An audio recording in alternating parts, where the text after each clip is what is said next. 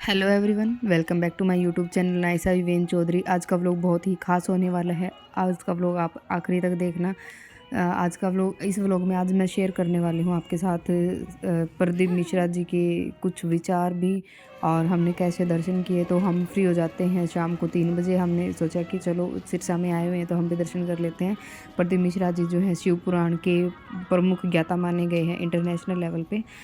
तो यहाँ पे आए हुए थे तो दर्शन करने तो बनते ही थे। तो शाम को फ्री होकर हम पहुँच जाते हैं तारा बाबा की कुटिया, क्योंकि इनका प्रोग्राम जो था वो तारा बाबा की कुटिया में किया गया था, क्योंकि इनकी फ़ीस बहुत ज़्यादा होती है तो हर कोई अफोर्ड नहीं कर सकता है। तो गोपाल कांडा जी जो हैं उन्होंने इसको इनवाइट किया था, और वहाँ पे फैसिलिटी बहुत अच्छी है और बहुत ज़्यादा जगह है वहाँ पे, तो कोई इशू भी नहीं है। तो हम पहुँच जाते हैं अंदर तारा बाबा की कुटिया में, क्योंकि हमारी गाड़ी 1 किलोमीटर पहले ही रोक दी। यहाँ पे बहुत ज़्यादा क्राउड था, तो हमें 1 किलोमीटर का रास्ता तय करना था, तो हम पैदल ही तय कर रहे थे, क्योंकि थोड़ा मौसम भी ठीक था। तो हमने सोचा पैदल ही चलते हैं।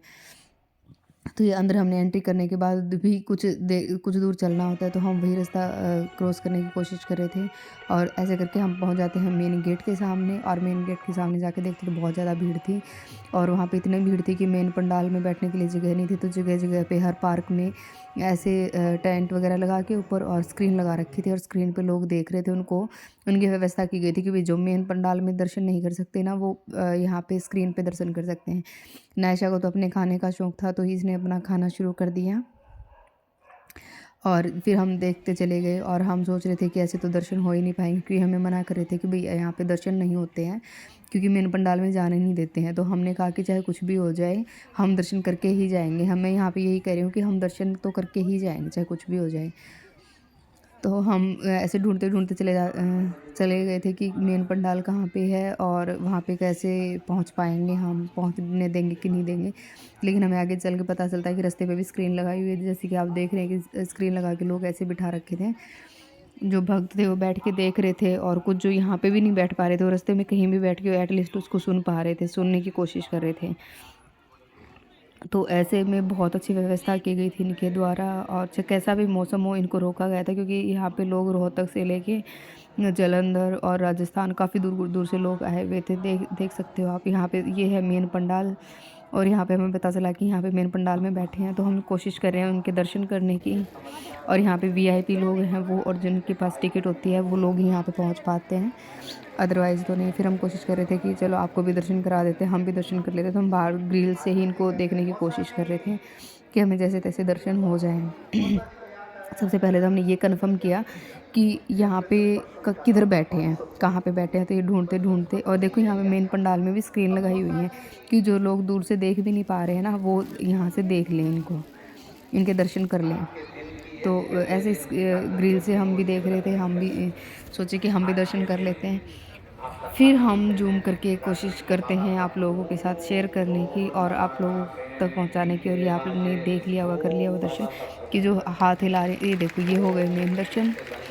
और हम बहुत खुश थे कि एटलीस्ट हमने दर्शन तो किए, दूर से ही सही, बट हमारे दर्शन हो गए, क्योंकि मैं बहुत बड़ी फ़ैन हूँ इनकी, और मुझे धर्म में थोड़ा ज़्यादा ही विश्वास रहता है। तो ये यहाँ पे आए और मैं दर्शन ना करूँ, ऐसा तो हो ही नहीं सकता है। तो यहाँ पे भी इतना क्राउड था, इतनी अच्छी फैसिलिटी थी, और ये रात को भक्तों से भी मिलते हैं। यहाँ पे सत्संग वगैरह भी रहता है, और इन्होंने बोला था कि यहाँ पे बेलपत्र नहीं है, तो आपको 51 बेलपत्र लगवाने चाहिए। तो गोपाल कांडा जी ने यहाँ पे 101 बेलपत्र लगवाए हैं तारा बाबा की कुटिया में, जो कि ये भी एक यहाँ के लोकल का इतिहास बन जाता है कि यहाँ पे जो है इतने बेलपत्र नहीं लगे हुए हैं। तो यहाँ पे सिरसा में एक फैसिलिटी होती है कि आधे दूर तक जो है, आधे सिरसा में इन्होंने स्पीकर लगाए हुए थे कि वो जो लोग वहाँ नहीं भी पहुँच पा रहे थे ना, वो वहाँ पे बैठ के वहाँ पे घर पे ही बैठ के इनको सुन सकते थे। ये फैसिलिटी थी। तो फिर हम थोड़ी देर बाद हम वापस चल पड़ते हैं, क्योंकि ऐसे खड़े होके देखना बच्चों के साथ थोड़ा मुश्किल हो जाता है। तो हम वापस आ जाते हैं आधे घंटे के बाद, और वहाँ पे हमें प्रसाद मिलता है। प्रसाद लिया हमने, और ये देखो आप देख रहे हो ना, कितनी दूर दूर से लोग आए हुए हैं और बैठ के कितनी शांति से जो है इनको सुन रहे हैं। और फिर हम बाहर आके जो बाहर एक पंडाल और लगा हुआ था, तो वहाँ पे हम दर्शन करने की कोशिश करें। देखो स्क्रीन के सामने ये 4th स्क्रीन मैंने आपको इस वीडियो में दिखाई है, अगर आपको इनके विचार सुनना। जो कुछ बिगड़ेगा तुम्हारा, नाम किसका है तुम्हारा, हम कभी नहीं कहते कि सियोर वाला महाराज कथा कर रहा है, कथा कौन बात रहा है, जम के बोल रहा, देव अधिदेव महादेव। कथा कौन करवा रहा है, देव अधिदेव महादेव। कथा कौन सुन रहा है, देव अधिदेव महादेव। बांटने वाला वो, सुनने वाला वो, कराने वाला वो। तारा बाबा की कुटिया में कथा हो रही है, तारा बाबा आयोजक है, तारा बाबा करवा रहे हैं, तारा बाबा सुन रहे हैं, तारा बाबा कर रहे हैं, तो फिर हमें क्या सोचना, हम क्यों सोचे कुछ?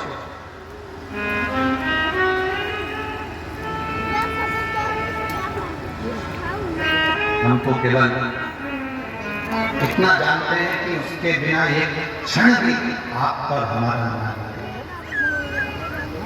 एक क्षण। तो वो एक लाइन आपके स्मरण में, फूलों में कलियों में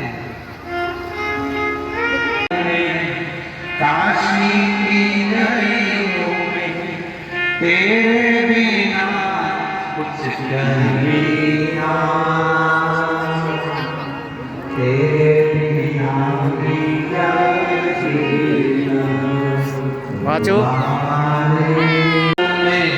काशी की गलियों में, फूलों में कलियों में, काशी की गलियों में तेरे बिना कुछ कहना, तेरे बिना भी क्या जीना। बाबा रे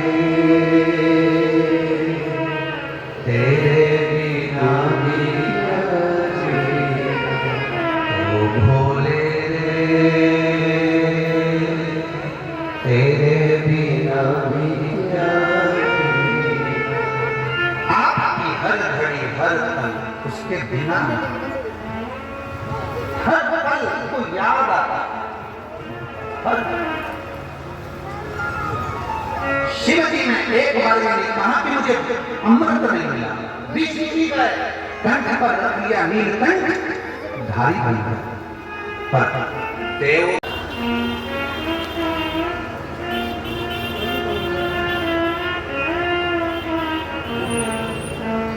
कभी कभी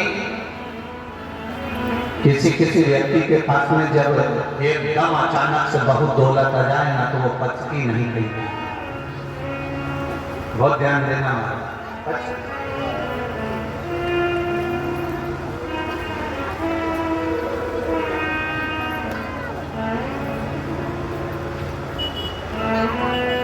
बचेगी नहीं, उसमें उसका अहम, उसमें उसका मैं, उसमें उसका अहंकार प्रकट हो, उसमें उसका अहम प्रकट हो। यहाँ तारा बाबा जी की कुटिया में जो कथा हुई, आज छठा दिन कथा था। यहाँ में पूरा समय यहाँ जो कथा करी, गोविंद जी, गोपाल जी, उनके बेटा बेटी, उनके बच्चे, जितनों से हमारा मिलना हुआ, जितने लोगों से हमने उनके परिवार के जो सदस्य से बात करी, हम उनसे जो मिले, बातचीत हुई, उसमें 1% भी कहीं हमको गोपाल जी, गोविंद जी आपके मुख पर नहीं, ये बात तो हम कहीं पर भी कथा में भी कह दें कि आप लोगों के मुख पर कभी ऐसा नहीं आया कि मैं कथा करवा रहा हूँ, या मैंने व्यवस्था करी, या मैंने लंगर चखाया, या मैंने भंडारा कराया। आपके मुख पर केवल एक ही शब्द था कि तारा बाबा जी कर रहे हैं, और तारा बाबा जी कर रहे हैं।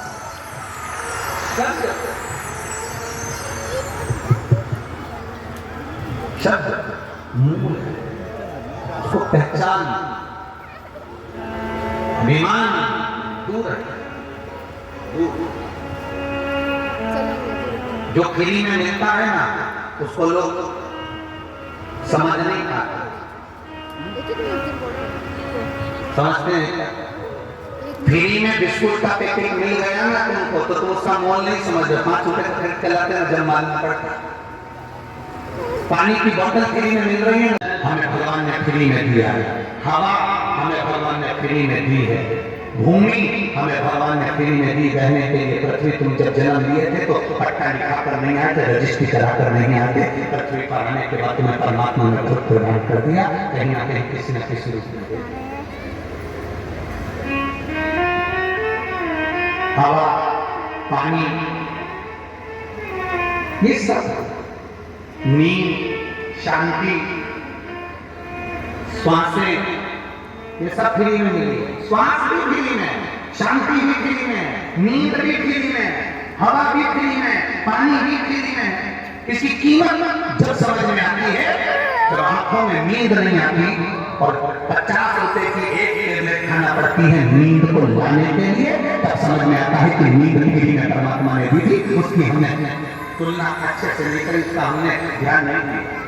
श्वास भगवान ने हमको दिया था, तो श्वास को हम समझ नहीं पाए। जब हॉस्पिटल में जाके एक ऑक्सीजन की मशीन लगती है और उसका पैसा जब डॉक्टर मांगता है तो मालूम पड़ता है कि ऑक्सीजन क्या है। पानी फ्री में दिया, उस पानी की गणना हम समझ नहीं पाते। जब पानी कहीं जाते हैं, प्यास लगती है और मांगते हैं 10 रुपए 20 रुपए की बॉटल लेते हैं, तब समझ में आता है कि हमारे पानी की गणना पहुंचा है। जो फ्री में मिला उसका हमने स्मरण नहीं कर पाए। तो श्वास फ्री थी, हवा फ्री थी, पानी फ्री था, नींद फ्री थी, शांति फ्री थी। आप चाहते तो ये 7 दिन की शिव महापुराण की कथा में पहुंचकर शांति का अनुभव कर पाते। आप चाहते तो 7 दिन मेरे सिरसा में कथा हो रही है, मैं जाऊंगा, बैठूंगा, वहां कथा का रसतत्व ग्रहण करूंगा। कथा अपनी जगह चलती रहेगी। अगर मुझे कहीं बैठने की जगह नहीं मिली तो मैं भक्तों की सेवा करूंगा, वहां सेवा में लग जाऊंगा। तो कम से कम मेरे बाबा की कृपा मुझ पर बन जाएगी, मेरे बाबा की कृपा दृष्टि मुझ पर बन जाएगी। मैं सेवा